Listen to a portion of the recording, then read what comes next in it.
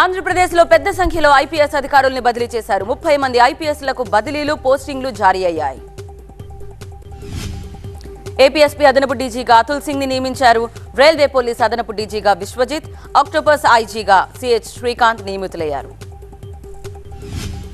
వైద్య కాలేజీలు ఉన్న ప్రతి చోట నర్సింగ్, పారామెడికల్ కాలేజీలుండేలా చూడాలని అధికారులను ఆదేశించారు సీఎం రేవంత్. బీబీనగర్ ఎయిమ్స్ లో వైద్య సేవలు పూర్తి స్థాయిలో అందుబాటులోకి వచ్చేలా చర్యలు తీసుకోవాలన్నారు సీఎం రేవంత్.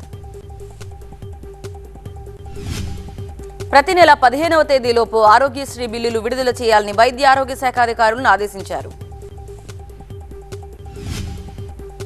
పార్టీ ఫిరాయింపు నోటీసులు అందుకున్న వైసీపీ రెబెల్ ఎమ్మెల్యేలు దాఖలు చేసిన పిటిషన్పై తదుపరి విచారణను ఏపీ హైకోర్టు వచ్చే నెల 26కి వాయిదా వేసింది. స్పీకర్ జారీ చేసిన నోటీసులపై 4 వైసీపీ రెబెల్ ఎమ్మెల్యేలు ఆనం, మేకపాటి, కోటంరెడ్డి శ్రీధర్ రెడ్డి, ఉండవల్లి శ్రీదేవి హైకోర్టులో లంచ్ మోషన్ పిటిషన్ వేశారు. ఏప్రిల్లో ఖాళీ అవుతున్న 56 రాజ్యసభ స్థానాల్ని ఎన్నికల షెడ్యూల్ను కేంద్ర ఎన్నికల సంఘం విడుదల చేసింది. ఫిబ్రవరి 27న ఈ ఎన్నికలు జరుగుతాయి. తెలుగు రాష్ట్రాల నుంచి 6 రాజ్యసభ సభ్యులు రిటైర్ కానున్నారు. తెలంగాణ నుంచి 3, ఏపీలో 3 ఎంపీల పదవీకాలం ఏప్రిల్లో ముగియనుంది. వైసీపీ నుంచి రాజ్యసభ ఆశావహుల్లో వైవి సుబ్బారెడ్డి, గొల్ల బాబురావు, మేడ రఘునాథరెడ్డి పేర్లు ప్రధానంగా వినిపిస్తున్నాయి. ఈ 3 గెలుచుకుంటామని వైసీపీ చెబుతోంది. మరోవైపు తెలంగాణలో 2 రాజ్యసభ సీట్లలో 2 కాంగ్రెస్ పార్టీ, 1 బీఆర్ఎస్ గెలుచుకునే అవకాశాలు కనిపిస్తున్నాయి. తమది విజన్ అయితే జగన్ది పాయిజన్ అని విమర్శలు గుప్పించారు టీడీపీ అధినేత చంద్రబాబు. తెలుగు జాతిని కాపాడటం కోసమే తాను పవన్ కలిశామంటున్నారు. యువత ఉత్సాహం చూస్తుంటే వచ్చే ఎన్నికల్లో టీడీపీ, జనసేన గెలిచినట్టుగా ఉందని రాజమండ్రి, పొన్నూరులో నిర్వహించిన రా కదలిరా సభలో తెలిపారు. చంద్రబాబు రాజమండ్రి సభలో జెండాల ప్రదర్శన తప్పితే జనం లేరని మంత్రి చెల్లిబోయిన విమర్శించారు. పోలవరం పూర్తి కాకపోవడానికి చంద్రబాబే కారణమన్నారు. ఇన్నర్ రింగ్ రోడ్ కేసులో చంద్రబాబుకు సుప్రీంకోర్టులో ఊరట లభించింది. బాబు బెయిల్ రద్దు చేయాలంటూ ఏపీ ప్రభుత్వం దాఖలు చేసిన పిటిషన్ను కొట్టేసింది. చంద్రబాబు కేసుల్లో త్వరలోనే మరో ఛార్జ్షీట్ దాఖలు చేస్తామన్నారు వైసీపీ ఎంపీ విజయసాయిరెడ్డి. ఈ వ్యవహారాన్ని కోర్టులోనే తేల్చుకుంటామన్నారు.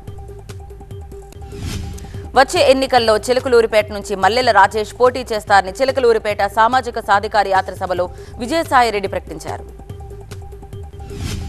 ఏపీ 25% లిక్కర్ మరణాలు పెరిగాయని, ఇతర రాష్ట్రాలతో పోలిస్తే ఇది చాలా ఎక్కువన్నారు ఏపీసీసీ చీఫ్ షర్మిల.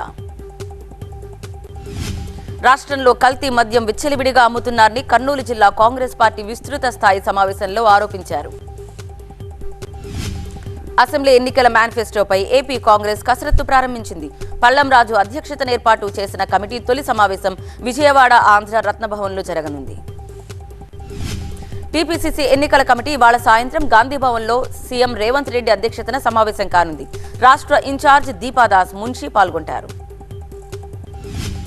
తెలంగాణ సచివాలయం ముందు స్టాఫ్ నర్సులు నిరసనకు దిగారు. 317 జీవో వల్ల స్థానికత కోల్పోతున్నామని, ఆ జీవోని వెంటనే సవరించాలని డిమాండ్ చేశారు. చంద్రబాబును విమర్శించే స్థాయి కేశినేని నానికి లేదని కేశినేని చిన్ని అన్నారు. నానిపై పోటీ చేసే టీడీపీ అభ్యర్థిని 3 లక్షల మెజార్టీతో గెలిపిస్తామని చెప్పారు. రాబోయే పార్లమెంట్ ఎన్నికలకు సంబంధించి అన్ని రకాల శిక్షణల్ని 2 వారాల్లోగా పూర్తి చేయాలని రాష్ట్ర ప్రధాన ఎన్నికల అధికారి వికాస్ రాజ్ మాస్టర్ ట్రైనర్లను ఆదేశించారు. బీఆర్ఎస్ ఎమ్మెల్యేలు సీఎంని కలవడంలో వేరే వ్యవహారమేమీ లేదని డిప్యూటీ సీఎం భట్టి విక్రమార్క స్పష్టం చేశారు. కాంగ్రెస్ అందరినీ గౌరవిస్తుందని అన్నారు. పార్లమెంట్ ఎన్నికల్లో బీఆర్ఎస్ తరపున 12 మంది ఎంపీలు గెలిస్తే జాతీయ పార్టీలకు వణుకు పుడుతుందన్నారు ఆ party working president KTR. Servicing పోయిన కారు మళ్లీ 100 స్పీడ్తో దూసుకొస్తుందని కేటీఆర్ అన్నారు. మార్పు కావాలని అన్నవాళ్లు ఇప్పుడు నెత్తి నోరు బాదుకుంటున్నారన్నారు. బీఆర్ఎస్ కారు షెడ్కు పోయిందని, షెడ్కు పోయిన కారు తిరిగి రాదని రవాణా శాఖ పొన్నం ప్రభాకర్ విమర్శించారు. విద్యుత్ సరఫరాపై తప్పుడు ప్రచారం మానుకోకుంటే ప్రజలే బుద్ధి చెప్తారన్నారు డిప్యూటీ సీఎం భట్టి. ఉమ్మడి పాలమూరు పెండింగ్ ప్రాజెక్టులపై నీటిపారుదల శాఖ మంత్రి ఉత్తమ్ కుమార్ రెడ్డితో ఆ జిల్లాకు చెందిన ఎమ్మెల్యేలు సమావేశమయ్యారు. ఢిల్లీలోని ఏపీ భవన్ విభజన తర్వాత పూర్తి చేయాలని కేంద్ర హోంశాఖ అధికారుల్ని ఢిల్లీలోని తెలంగాణ ప్రభుత్వ ప్రతినిధి మల్లు రవి కోరారు. హైదరాబాద్ ట్రాఫిక్ సమస్యలు పరిష్కరించేందుకు ప్రణాళికలు రూపొందిస్తున్నారు. GHMC commissioner Ronald Ross traffic పోలీసులతో సమావేశమయ్యారు. జంక్షన్ల అభివృద్ధి, ట్రాఫిక్ రద్దీ తగ్గింపు, సిగ్నల్ వ్యవస్థల మధ్య సమన్వయం, పాదచారుల సేఫ్టీ తదితరులపై ఈ సమావేశంలో చర్చించారు. ఉస్మానియా యూనివర్సిటీలో సింథటిక్ అథ్లెటిక్ ట్రాక్ ను ప్రారంభించారు కేంద్ర మంత్రి కిషన్ రెడ్డి. ఆ తర్వాత ఆర్ట్స్ కాలేజ్ దగ్గర లైట్ అండ్ సౌండ్ షో ప్రారంభించారు. తెలంగాణ సీఎం రేవంత్ రెడ్డి నాగోబా జాతర పర్యటన ఖరారు కావడంతో కేస్లాపూర్లో అధికారులు అన్ని ఏర్పాట్లు చేస్తున్నారు. విజయనగరం జిల్లా రాజాం పంచాయతీరాజ్ కార్యాలయంలో సైట్ ఇంజనీర్ రామకృష్ణ ఉరివేసుకుని ఆత్మహత్య చేసుకోవడంతో బంధువులు ఆందోళనకు దిగారు. ఉన్నతాధికారుల వేధింపుల వల్లే ఆత్మహత్య చేసుకున్నాడని ఆరోపించారు. డివిజనల్ ఇంజనీర్పై రామకృష్ణ కుటుంబీకులు దాడి చేయడంతో పోలీసులు అడ్డుకున్నారు. పంజాగుట్ట కారు ప్రమాదం కేసులో కీలక పరిణామం చోటు చేసుకుంది. ఇప్పటికే సస్పెండ్ అయిన సీఐ దుర్గారావుపై కేసు నమోదు చేశారు పంజాగుట్ట పోలీసులు. దుర్గగుడి గిరి ప్రదక్షిణ మార్గంలో భక్తులకు త్వరలోనే ఉచిత బస్సు సదుపాయాన్ని అందుబాటులోకి తీసుకొస్తామని దుర్గగుడి పాలక మండలి చైర్మన్ తెలిపారు.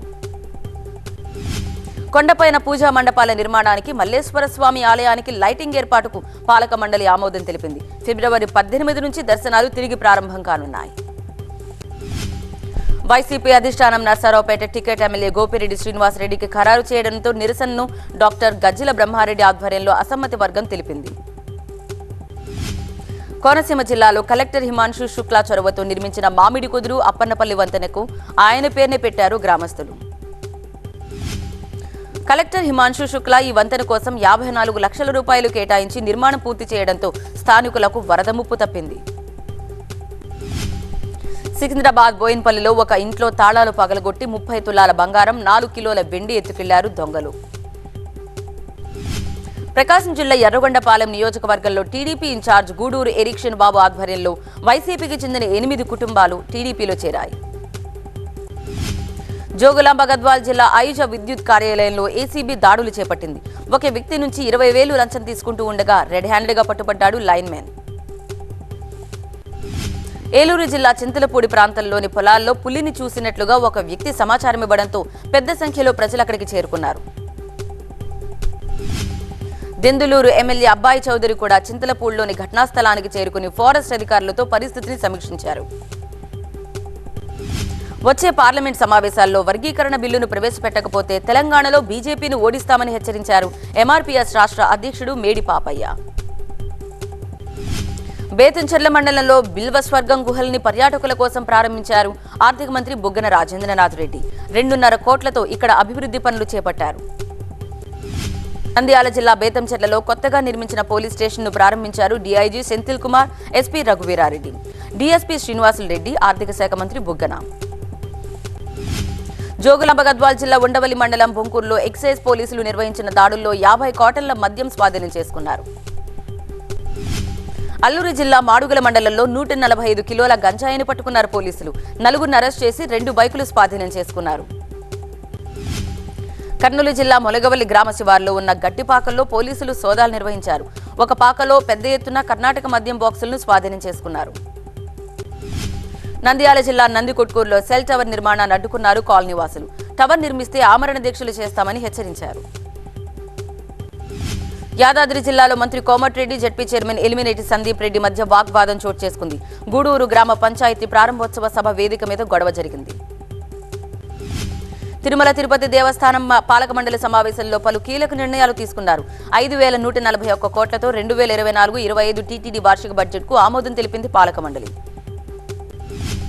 హిందూ ధార్మిక ప్రచారంలో భాగంగా బంగారు మంగళసూత్రాలు, లక్ష్మీకాసులు భక్తులకు విక్రయించాలని టీటీడీ పాలక మండలిలో నిర్ణయం తీసుకున్నారు.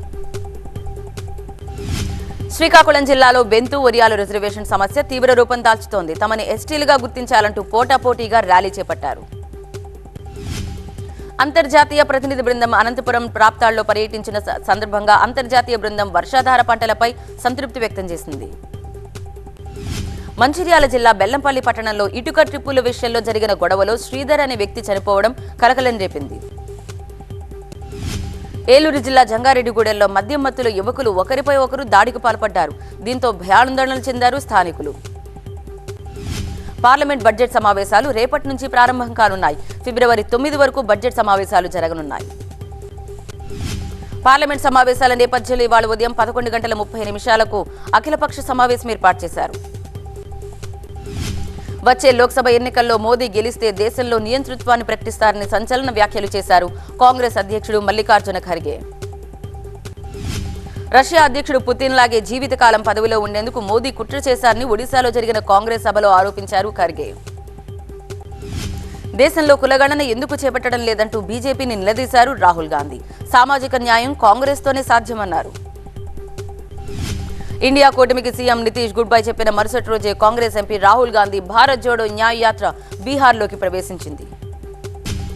వివాదాస్పద పౌరసత్వ సవరణ చట్టాన్ని వారం రోజుల్లో దేశమంతా అమలు చేస్తామని కేంద్ర రేవుల షిప్పింగ్ శాఖ సహాయ మంత్రి శంతను ఠాకూర్ ప్రకటించారు. బెంగాల్ సీఎం మమతా బెనర్జీ మాత్రం సీఏఏను తీవ్రంగా వ్యతిరేకిస్తున్నారు. ఎట్టి పరిస్థితుల్లో రాష్ట్రాల్లో పౌరసత్వ సవరణ చట్టాన్ని అమలు చేసే ప్రసక్తే లేదన్నారు. నితీష్ కుమార్ ఎన్డీఏ కూటమిలోకి వెళ్లకుండా ఉండాల్సిందని ఢిల్లీ సీఎం అరవింద్ కేజ్రీవాల్ అభిప్రాయపడ్డారు. ఆయన చేసిన పని సరైంది కాదన్నారు. కర్ణాటకలోని మాండ్యా జిల్లాలో హనుమాన్ ధ్వజం తొలగించిన వివాదంపై బీజేపీ తీవ్ర స్థాయిలో నిరసన వ్యక్తం చేసింది. కార్యకర్తల్ని పోలీసులు ఎక్కడికక్కడ అడ్డుకున్నారు. ఎన్నికలు వస్తుండటంతో బీజేపీ వాళ్లు ప్రతిదీ రాజకీయం చేస్తున్నారని కర్ణాటక సీఎం సిద్ధరామయ్య ఆరోపించారు. తాను హిందూ వ్యతిరేకినట్టు చేస్తున్న ఆరోపణల్ని పూర్తిగా ఖండించారు. అతివాద ఇస్లామిక్ సంస్థ students Islamic movement of India సిమీపై విధించిన నిషేధాన్ని కేంద్ర హోంమంత్రిత్వ శాఖ మరో 5 ఏళ్లు పొడిగించింది. ఉగ్రవాదాన్ని అణువంత కూడా సహించరాదన్న ప్రధాని ఆలోచనల మేరకు ఈ నిర్ణయం తీసుకున్నట్టు కేంద్ర హోంమంత్రి అమిత్ షా చెప్పారు. రిపబ్లిక్ డే వేడుకల ముగింపు సందర్భంగా ఢిల్లీలోని విజయ్ చౌక్ లో అట్టహాసంగా బీటింగ్ రిట్రీట్ కార్యక్రమం జరిగింది. రాష్ట్రపతి ద్రౌపది ముర్ము సంప్రదాయ గుర్రపు బగ్గీలో వచ్చారు. ఈ వేడుకల్లో ప్రధాని మోదీ, ఉపరాష్ట్రపతి జగదీప్ ధన్కర్, రక్షణ మంత్రి రాజ్నాథ్ సింగ్, కేంద్ర మంత్రులు పాల్గొన్నారు. సాధారణ ప్రజలు కూడా ఈ కార్యక్రమంలో పెద్ద సంఖ్యలో హాజరయ్యారు. ప్రతి సవాల్కు తాను సవాల్ విసురుతానని ప్రధాని మోదీ అన్నారు. సమస్య వచ్చినప్పుడు అది తొలగిపోతుందని తాను ఎదురు చూస్తూ ఉండలేనని తెలిపారు. ఢిల్లీలో జరిగిన 7వ ఎడిషన్ పరీక్షా పే చర్చలో ప్రధాని మోదీ పాల్గొన్నారు. ఢిల్లీ భారత మండపంలో నిర్వహించిన కార్యక్రమంలో ప్రధాని మోదీ విద్యార్థులతో ముచ్చటించారు. తమిళనాడులోని ఊటీలో ఉష్ణోగ్రతలు దారుణంగా పడిపోతున్నాయి. చాలా ప్రాంతాల్లో ఉష్ణోగ్రత 0.8 డిగ్రీలకు నమోదైంది. రోడ్పై గడ్డగట్టుకుపోయిన మంచు కనిపించింది. కశ్మీర్ సరిహద్దులోని బందీపురా ప్రాంతంలో చాలా రోజుల తర్వాత భారీగా మంచు కురిసింది. రోడ్లన్నీ మంచుతో నిండిపోవడంతో దాన్ని మెషిన్లతో తొలగించారు. దేశంలో చేపడుతున్న అభివృద్ధి పనుల కారణంగా విదేశాల నుంచి వచ్చే పర్యాటకుల సంఖ్య పెరుగుతోందని విదేశాంగ మంత్రి జయశంకర్ అన్నారు. అయోధ్యలో శాంతి భద్రతల పరిస్థితి, భక్తులకు ఏర్పాట్లపై యూపీ సీఎం యోగి ఆదిత్యనాథ్ సమీక్షించారు. చేపట్టాల్సిన చర్యల గురించి ఆలయ అధికారులతో మాట్లాడారు.